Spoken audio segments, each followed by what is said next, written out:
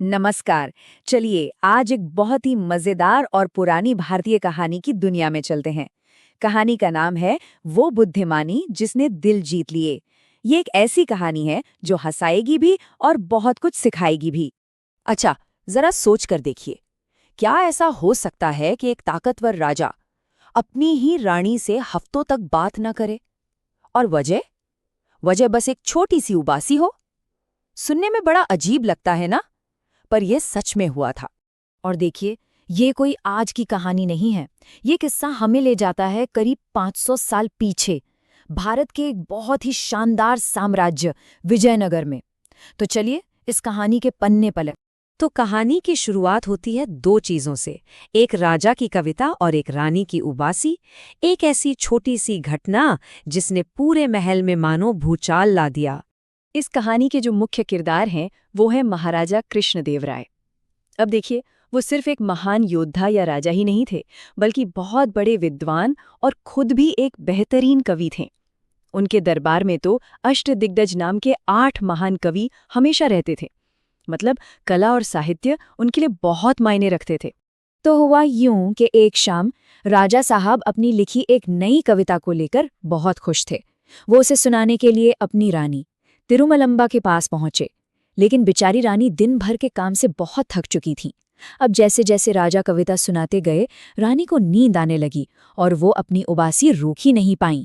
बस राजा का सारा उत्साह गुस्से में बदल गया। उन्हें लगा कि ये तो उनकी कला का बहुत बड़ा अपमान है। और राजा के इसी गुस्से ने महल की पूरी रौनक ही छीन ली। राजा इस बात पर इतना नाराज हुए कि उन्होंने रानी से बात करना ही बंद कर दिया।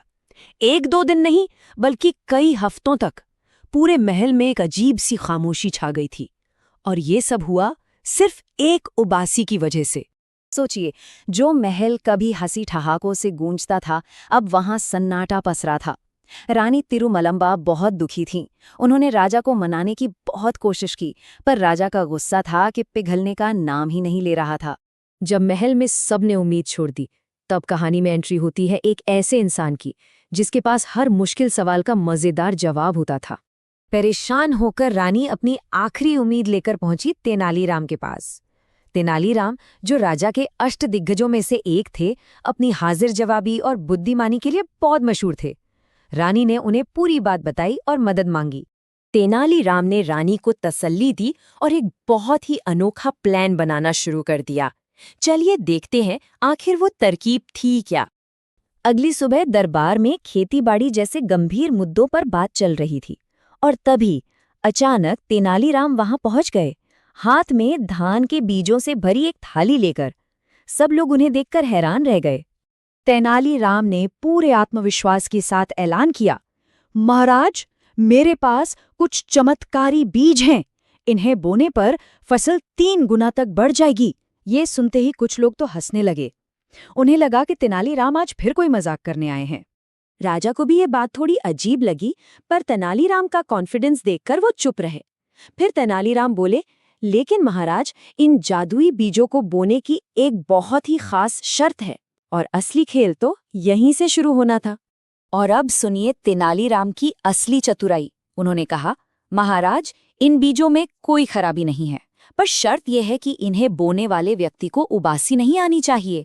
सोचिए, अगर कोई बीज बोते बोते उबासी ले ले तो उसका हाथ हिलेगा और बीज तो खेत में ठीक से बिखरेंगे ही नहीं। तेनालीराम की ये अजीब सी शर्त सुनकर पूरा दरबार जोर जोर से हंसने लगा। यहाँ तक कि इतने दिनों से गंभीर बैठे राजा भी अपनी हंसी नहीं रोक पाए, और हंसते हंसते उन्हें भी एक लंबी उबासी आ गई। बस तेनालीराम को इसी पल का तो इंतजार था। उन्होंने बहुत शांति से कहा, महाराज, इस दुनिया में ऐसा कौन है जो उबासी नहीं लेता? ये तो सांस लेने जितना ही नॉर्मल है। और बस वो एक पल ही काफी था। राजा को तुरंत अपनी गलती समझ आ गई। उन्हें एहसास हुआ कि उन्होंने रानी को एक ऐसी चीज के लिए सजा दी जिस पर किसी का कोई बस ही नहीं चलता। उनका सारा गुस्सा, सारा घमंड उसी पल गायब हो गया। तो इस तरह तेनालीराम की बुद्धिमानी ने न सिर्फ एक रिश्ते को टूटने से बचाया, बल्कि हम सब के लिए एक बहुत गहरी सीख भी छोड़ दी। उसी शाम राजा सीधे रानी तिरुमलंबा के पास गए और अपनी नासमझी के लिए उनसे दिल से माफी मांगी। रानी ने भी उन्हें माफ कर दिया और महल में फिर से वही पुरानी हंसी खुशी और रौनक लौट आई। तो इस मजेदार कहानी से हम क्या सीख सकते हैं? पहली बात कि घमंड छोटी सी बात पर भी अच्छे खासे रिश्ते खराब कर सकता है। दूसरी बात, कभी-कभी सीधे बहस करने से अच्छा होता है कि समझदारी और ह्यूमर का इस्तेमाल किया जाए, जैसा तेनालीराम ने किया। और हाँ, सबसे जरूरी बात कि भाई उबासी लेना तो एकदम नेचुरल है, ये कोई बेइज्जती नहीं होती। ये कहानी हमें सोचने पर मजबूर करती है कि हमारी जिंदगी में भी कई बार ऐसे मौके आते हैं जहां सीधी दलील के बजाय थोड़ी सी समझदारी और एक हल्का फुल्का मजाक बड़ी बड़ी समस्याओं को सुलझा सकता है। इस बारे में